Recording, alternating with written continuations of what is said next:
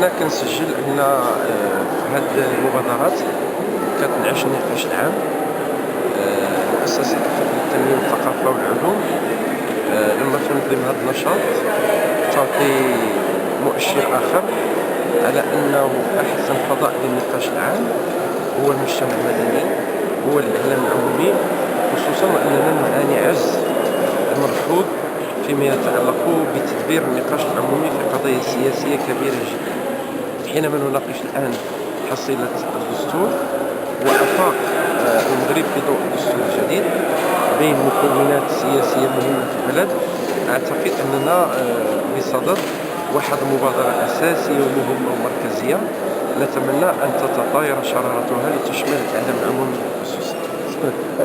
بالمناسبة مجال الإعلامي، دور الإعلام. الإعلام دور أساسي ومحوري، هو القنوات صرف الحوار.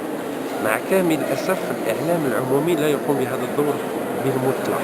هناك العديد من القضايا تناقش في الشارع العام، والإعلام في منع عنها، سواء تعلق الأمر بقضية الوحدة الترابية، بقضية الديمقراطية، بقضية الدستور، بقضايا التنمية، بكل القضايا. أعتقد أن الإعلام لا زال لا يقوم بدوره كمرفق عمومي ويقدم خدمة عمومية. شكرا.